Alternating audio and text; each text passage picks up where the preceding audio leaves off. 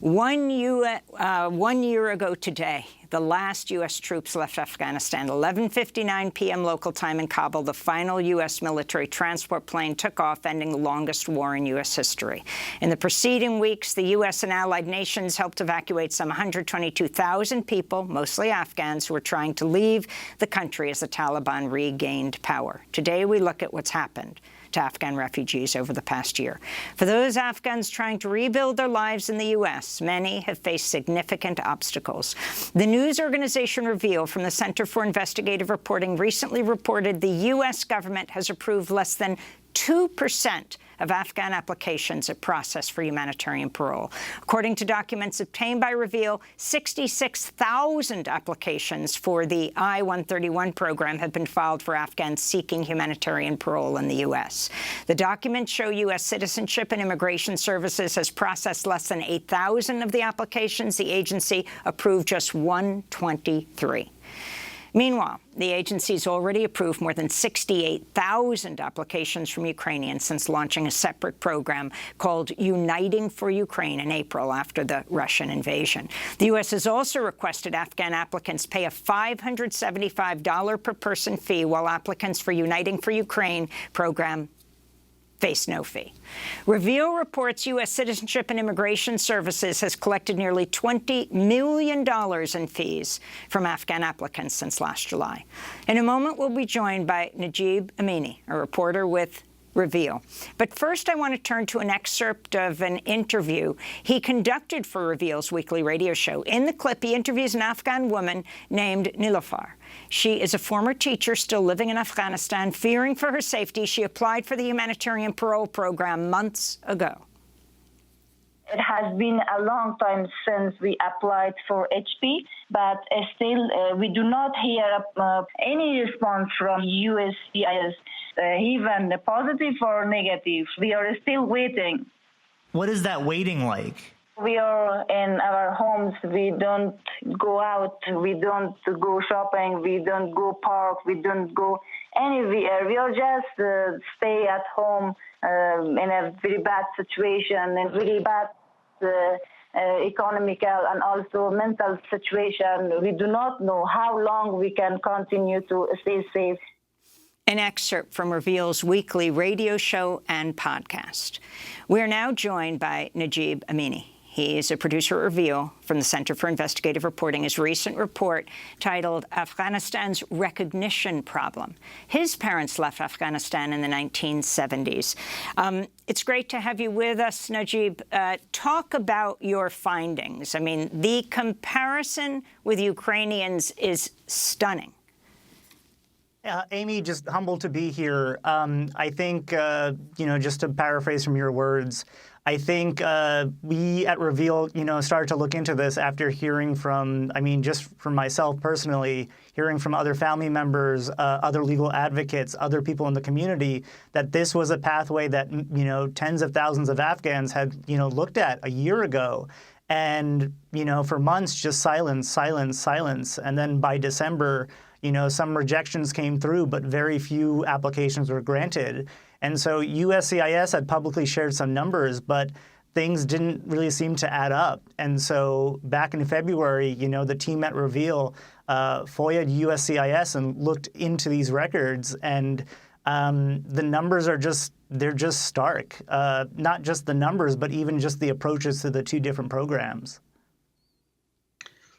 And Najib, it's shocking that a country, Afghanistan, where the United States was involved in a war for 20 years and many people there cooperated with the U.S. forces, those folks are being asked to pay to apply for humanitarian parole, whereas Ukrainians are able to apply for free. What do you make of why this policy difference?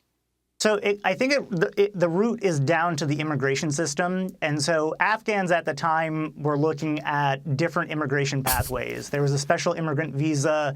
There was the Priority 1, the Priority 2 program. The reality is, and was at the time, that all these systems were backlogged. And so lawmakers, legal advocates were actually pushing Afghans to apply for this program called the humanitarian parole. It's something that's used in extreme urgent situations if you need to do surgery or if you want to go and visit a dying relative that might be in the U.S. And so this specific program, it isn't a pathway to sort of citizenship, but it is temporary entry into the U.S. And one of the criteria is harm. And so tens of thousands of Afghans believe that they were in harm and that they were eligible for this program. And USCIS even had a web page with instructions for Afghans for this program. Instructions as detailed to write, please write expedited in black ink in the top right corner. And so this was a program that, was the last avenue, I shouldn't say last, but, one of the last possibilities to leave the country. Just some of the findings, it typically takes USCIS 90 days to process these applications. The data shows that it's taken more than twice as long. We just heard from Nilufar. Those kinds of delays, that limbo, there's the psychological impact of it, but there's also the physical safety where how much longer can you stay in these safe houses? How much, can you sort of stay put before either, perhaps the Taliban might come knocking on your door, or you run out of resources to continue living in that kind of situation.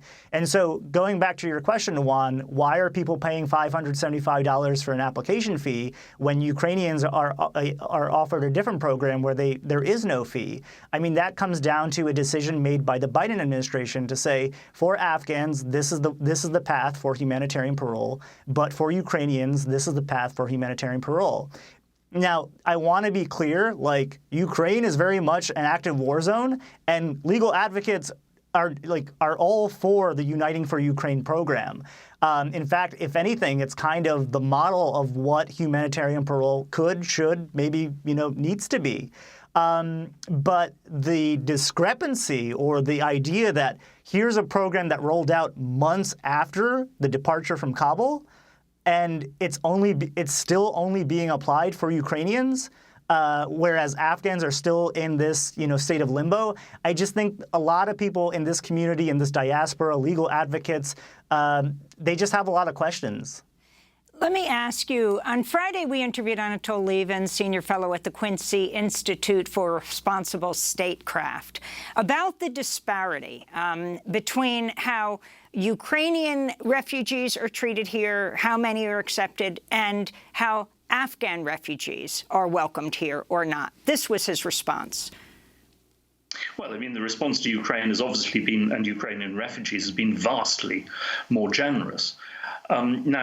Not giving asylum to people who work for the United States and Britain is obviously disgraceful. It's dishonorable.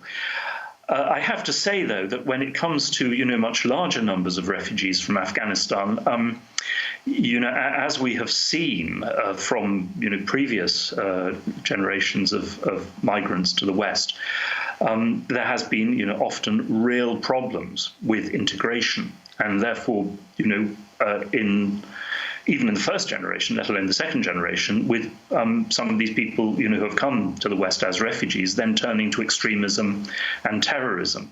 So I'm afraid that, simply saying that we must accept anyone who wants to leave Afghanistan and can is, not a solution. Ukrainians, like Poles and others, are much, much easier, frankly, to integrate and much more likely to be successful in Western societies. That sounds harsh, but I'm afraid it is a fact. A fact, Najib Aminy?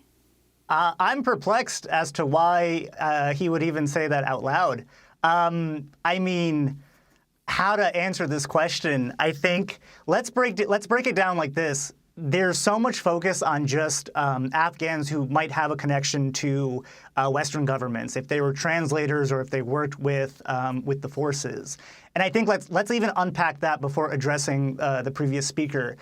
That needs to stop because all it's suggesting is that Afghans who are part of the effort are the only Afghans that matter. When in fact, for the past 20 years, and if you want to go back even further, back in the 80s and that conflict, the U.S. involvement in that country, spans generations. And so this notion that only, translators are the ones who have priority or only those who helped out with the forces, when in fact, there's a direct connection or a very strong connection between most average Afghans and the U.S. Effort over the past 2 decades. It doesn't just, boil down to people who, might have been translators. As to the point about integration, I mean, what's the rubric? What's the metric? And is it just because you come from Europe that all of a sudden you get a pass? Versus other countries are just like, nope, you might have a different, affiliation of food or faith or language or clothing or culture. And as for that, it's difficult to integrate. Therefore, you know what, Shekhar, I don't know if that's I guess to answer your question, is that a fact? Hard no.